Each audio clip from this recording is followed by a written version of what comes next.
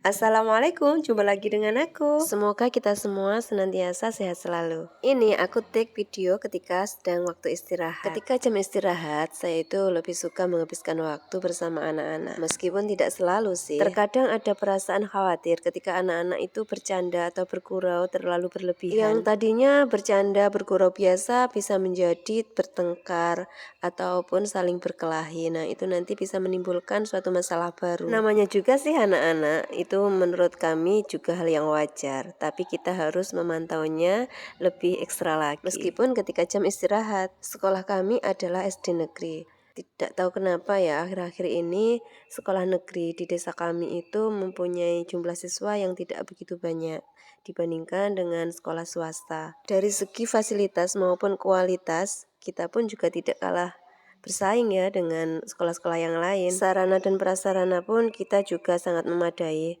Bahkan untuk tenaga pendidiknya atau guru-gurunya semuanya juga sudah sarjana pendidikan yang linier di bidangnya. Bahkan ada yang S2 untuk Bapak Kepala Sekolah dan satu rekan kami. Dan tentunya juga profesional. Ini saya mencoba mengenalkan permainan tradisional kepada anak-anak didik kami, yaitu permainan dakon. Permainan tradisional ini bisa mengajarkan siswa meningkatkan kemampuan mereka dalam berhitung. Karena dalam memainkan permainan ini, anak harus berhitung. Sehingga secara tidak langsung anak mengenal konsep bilangan dan penjumlahan. Selain itu, yang kami harapkan dari permainan tradisional ini, siswa mampu memahami dan menerapkan nilai-nilai yang terkandung, misalkan adanya kerjasama, ketekunan, dan persaudaraan. Secara tidak langsung dengan berinteraksi dengan sesama teman akan terjalin hubungan yang baik antara teman satu dengan teman yang lainnya. Sangat akan berbeda jauh jika anak bermain dengan media yang serba digital. Saya rasa untuk kerjasama dengan teman itu kurang dan anak akan menjadi lebih individualis.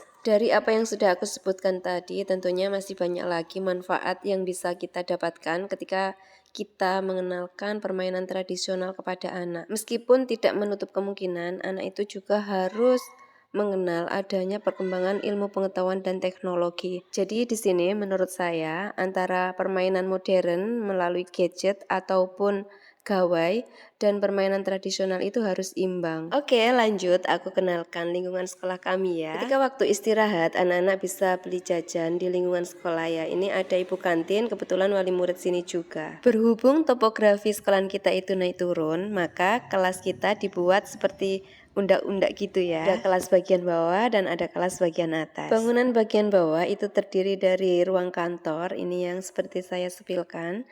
Ini adalah ruang guru dan ruang kepala sekolah kami. Selain itu yang di gedung bawah ada ruang kelas 1, 2, 3, 4 dan dapur. Lanjut, untuk berikutnya adalah ruang kelas 3 yang berada di samping kantor. Sungguh sayang sekali ya banyak bangku yang tidak terpakai.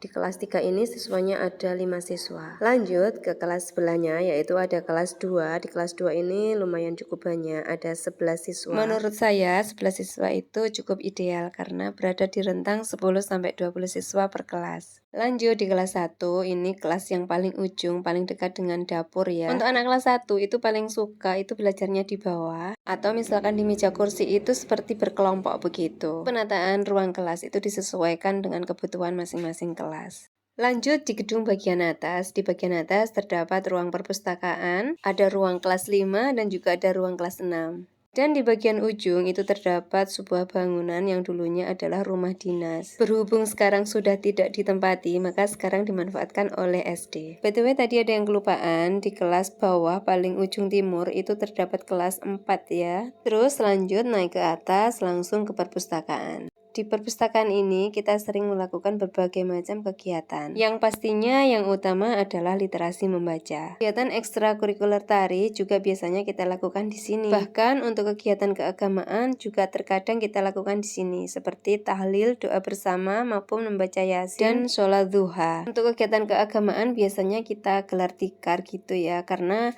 kita belum punya musola sendiri. Doain ya biar kita bisa punya musola sendiri. Lanjut di samping perpustakaan ada kelas 5 dan kelas 6. Sampai sini dulu ya, lain kali kita sambung lagi. Terima kasih atas perhatiannya semuanya. Wassalamualaikum warahmatullahi wabarakatuh. See you.